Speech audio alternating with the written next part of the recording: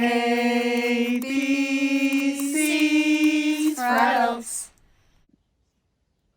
ABCs for Adults, episode 8C is for connection. Hey guys! Hey! Welcome to another ABCs For adults. And we're still on the C's. We are. We all learnt in school that C was most certainly for candle. Candle. But Also. what we should have learnt is that C is for something else very important. Very important. Connection. Especially in this particular time period we're finding ourselves in right now. Where we are fooled into thinking yes. that we're the most connected we've ever been. The planet has ever been.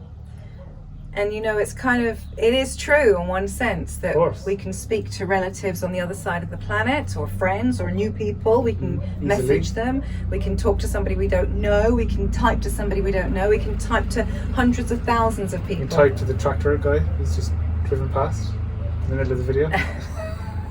He isn't driven in the middle here, thank God.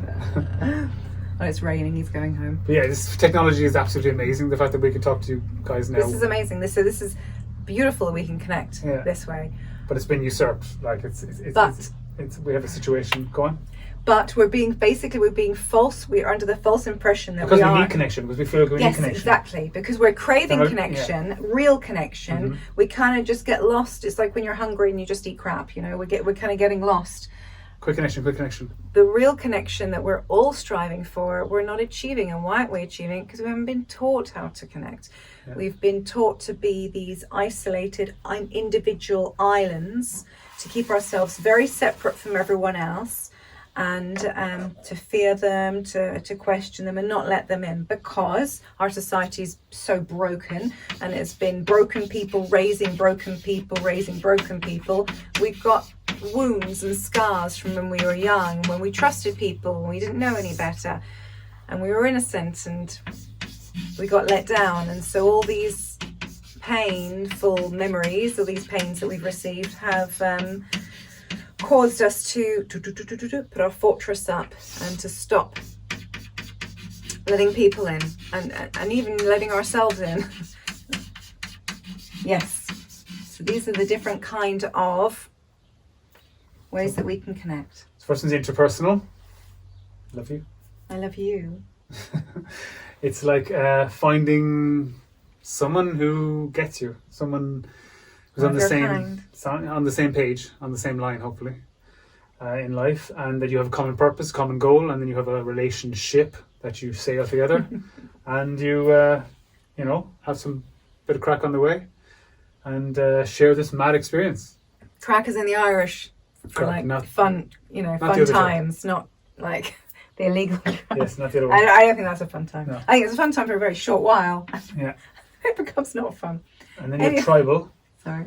So tribal or familial, and obviously, like, you have your own little fairies, someone calls them, and you make your own tribe. Like, you start your own tribe, and then they have children, and then. But also the tribe that you come from. So obviously that's the first one that you're born into. Yeah. So that's your first understanding of how to connect. And because our society has been shattered in so many ways, the familial group too, only over the last really 100 years, it was at the end of the 19th century that it was kind of drawn up, we should do this school thing, and it's a good thing in a way, because we don't want the children to be in the workhouses, but also it had some other anyway, it doesn't matter. But also the way babies are raised as well. I think it was the 1890s, they came out with kind of an industrialized, efficient way to raise children with schedules. And basically, if you look into the depths of it, you find that it's actually based on very flimsy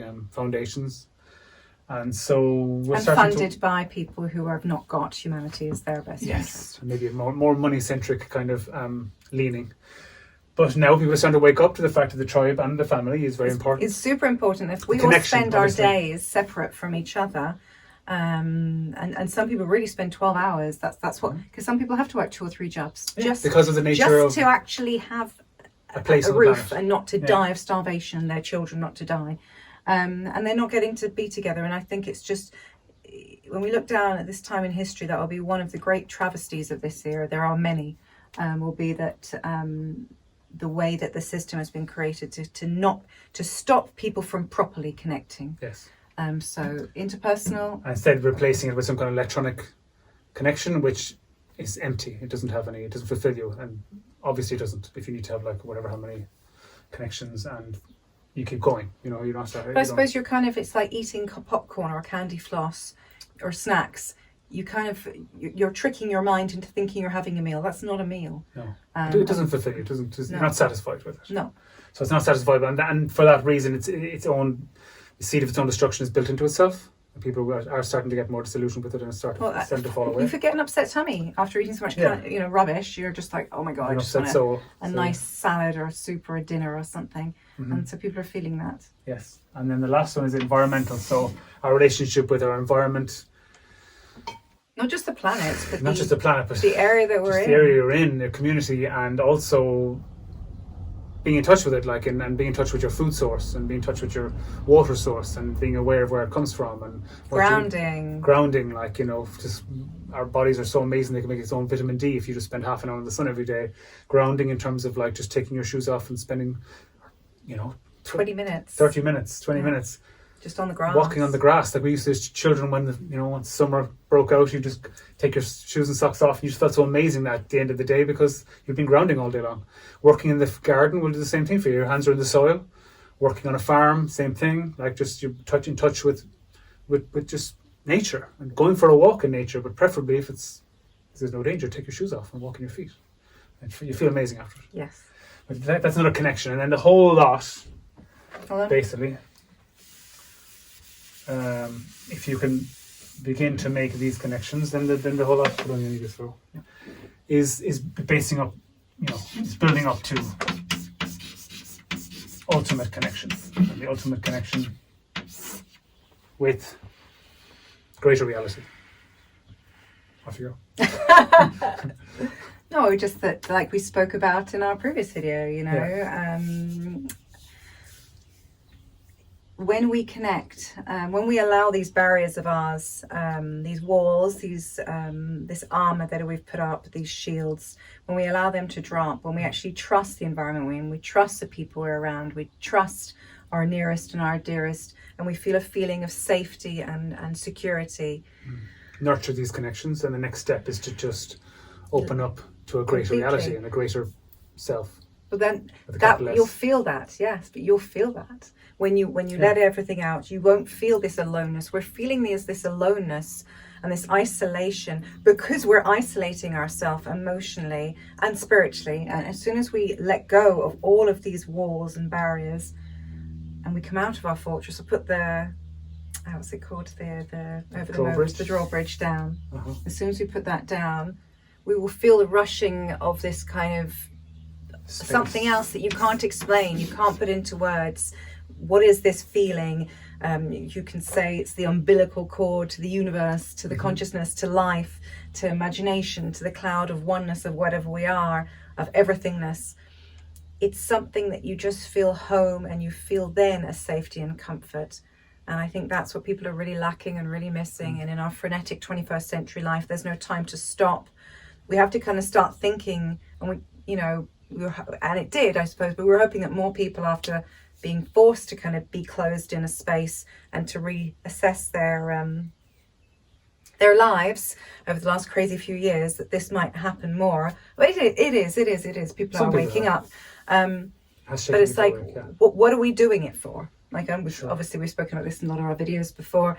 Like, what is the meaning of life? What is the point of life? Mm-hmm. If it's just to barely survive by the skin of our teeth, to be basically kind of chattel, commercial chattel, and just not feel good ever, only feel and accumulate, and only feel good if we're drugging ourselves in some shape or form, self-medicating so that we can get through the day.